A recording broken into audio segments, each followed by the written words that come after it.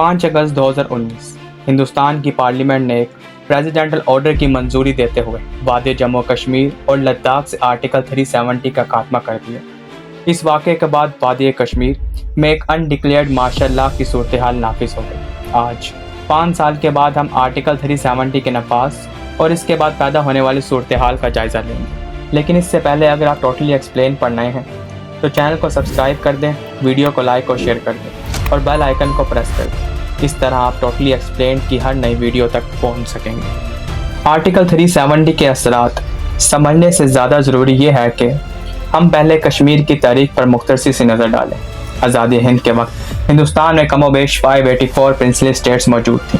आज़ादी के वक्त इन रियासतों को इख्तियार दिया गया कि वो पाकिस्तान और हिंदुस्तान में से जिससे चाहें इल्हाक करें या अपनी जुदागाना हैसियत को बरकरार रखें। कई रियासतों ने हिंदुस्तान और कई ने पाकिस्तान का इंतखाब किया। जूनागढ़, हैदराबाद और कश्मीर का मामला ज़रा मुख्तलिफ रहा। हैदराबाद की आबादी का ज़्यादातर हिस्सा हिंदू था लेकिन हुक्मरान मुसलमान थे। दूसरी तरफ कश्मीर में मुसलमानों की अक्सरियत थी लेकिन हिंदू हुक्मरान थे।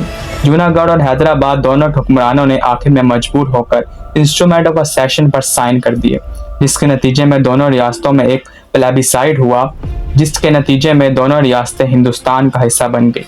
ये जानना ज़रूरी है कि इंस्ट्रूमेंट ऑफ असेशन वो डॉक्यूमेंट था जिसके ज़रिए कोई भी प्रिंसली स्टेट हिंदुस्तान या पाकिस्तान के साथ इल्हाक का ऐलान करती थी। ये एग्रीमेंट साइन करने के बाद वो अपनी जुदागाना हैसियत ख़त्म करके पाकिस्तान या हिंदुस्तान के साथ अपनी वाबस्तगी का कानूनी इजहार करती थी। दूसरी तरफ प्लेबिसाइड का आम मतलब वोटिंग। प्लेबिसाइड के ज़रिए किसी भी रियासत की आवाम अपने वोट के ज़रिए फैसला करती थी कि उन्होंने पाकिस्तान या हिंदुस्तान में से किस नई रियासत के साथ इल्हाक करना। जूनागढ़ और हैदराबाद का तो हिंदुस्तान के साथ इल्हाक हो गया, लेकिन कश्मीर की सूरत हाल मुख्तलिफ थी।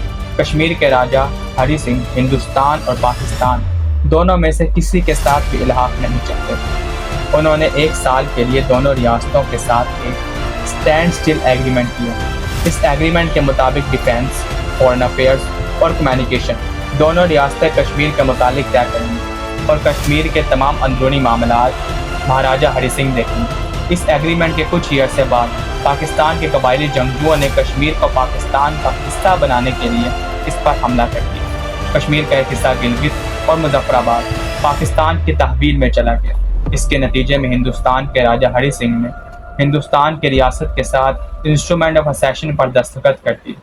कश्मीर में हिंदुस्तान की अफवाज दाखिल हुई और इन जंगजुओं के खिलाफ लड़ने लगी। हिंदुस्तानी वज़ीर-ए-आज़म पंडित नेहरू जंग बंदी के लिए यूएनओ गए। यूएनओ ने क़िरारत मंजूर की। इसके नतीजे में राय दी गई कि हिंदुस्तान और पाकिस्तान दोनों की फ़ौजें कश्मीर से बाहर निकलेंगी। इसके बाद एक प्लेबिसाइड कराया जाएगा, जिसके नतीजे में कश्मीर के मुस्तकबिल का फैसला कश्मीर की आवाम करेगी। लेकिन आज तक ना तो ये फ़ौजें अपनी पोजीशन से पीछे हटी और ना ही कश्मीर में प्लेबिसाइड हो सका। प्लेबिसाइड ना होने की वजह से कश्मीर की मुस्तकिल हैसियत के बारे में अबहाम रहा। लिहाजा जब हिंदुस्तान का आइन बना तब आइन में आर्टिकल 370 दाखिल किया गया। आइन ने कश्मीर को एक खसूसी आज़ादाना और जुदागाना हैसियत दी। इसके तहत कश्मीर को कानून साजी और तमाम तर अंदरूनी मामलात में मुकम्मल ऑटोनॉमी दी गई। कश्मीर को अपना अलहदा से झंडा रखने की इजाज़त भी दी गई। इस आर्टिकल 370 में एक 35A क्लास है। 35A के तहत किसी भी गैर कश्मीरी को कश्मीर में ज़मीन की खरीदारी से मना किया गया। इसके साथ साथ कश्मीर में स्कॉलरशिप्स, गवर्नमेंट जॉब्स और वोट डालने का इख्तियार भी सिर्फ कश्मीरियों को ही दिया गया। किसी भी गैर कश्मीरी के लिए कश्मीर में सकूनत इख्तियार करना मुश्किल बना दिया गया ताकि कश्मीर के नेचुरल डेमोग्राफिक्स तब्दील ना हो। लेकिन 5 अगस्त 2019 को हिंदुस्तान की पार्लियामेंट ने कॉन्स्टिट्यूशन में से आर्टिकल 370 और 35A को ख़त्म कर दिया। इसके लिए आर्टिकल 370 की एक प्रोविज़न का इस्तेमाल किया गया। इसमें कहा गया था कि मुल्क का प्रेसिडेंट कश्मीर की कानून साज असम्बली की एडवाइस पर आर्टिकल 370 ख़त्म कर सकता है। लेकिन 2019 में कश्मीर में कोई असम्बली कायम ही नहीं थी। कश्मीर की कानून साज असम्बली को 2018 में ख़त्म कर दिया गया था, जिसके बाद तकरीबन 1 साल का गवर्नर रूल कश्मीर में लग गया। आर्टिकल 370 ख़त्म होने के बाद कश्मीर हिंदुस्तान की यूनियन टेरिटरी बन चुका है। ना सिर्फ कश्मीर बल्कि लद्दाख भी हिंदुस्तान की यूनियन टेरिटरी का हिस्सा है। इसका मतलब है कि कश्मीर के मुतालिक अब सब फैसले दिल्ली में बैठी हुई हुकूमत करेगी। اور ان تمام تر فیصلوں میں کشمیری عوام کی رائے اور ان کی منگوں کی ترجمانی نہیں کی گئی۔ مودی حکومت نے آرٹیکل 370 ختم کرنے کو کشمیر کی ترقی اور عام عوام کی باقی تمام ملک کے شہریوں کے مطابق حقوق فراہم کرنے کا ایک ذریعہ قرار کیا ہے۔ کشمیر کی لوکل لیڈرشپ، جس میں سابق وزیر اعلیٰ محبوبہ مفتی اور شیخ عبداللہ کے بیٹے فاروق عبداللہ بھی شامل ہیں، نے نئے آرٹیکل 370 کو کشمیری عوام کے حقوق کے خلاف اور آئین کی خلاف ورزی قرار دی۔ محبوبہ مفتی نے تو یہ تک کہا کہ آرٹیکل 370 ختم ہونے سے جناح کا دو قومی نظریہ صحیح ثابت ہو گیا۔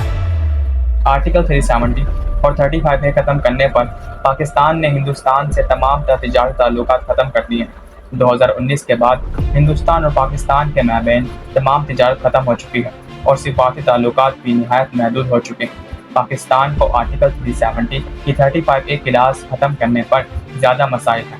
اس کے ختم ہونے سے کوئی بھی غیر کشمیری کشمیر میں زمین کی خریداری کر رہائش اختیار کر سکتا ہے، جس سے کشمیر کے نیچرل ڈیموگرافکس تبدیل ہو جائیں گے۔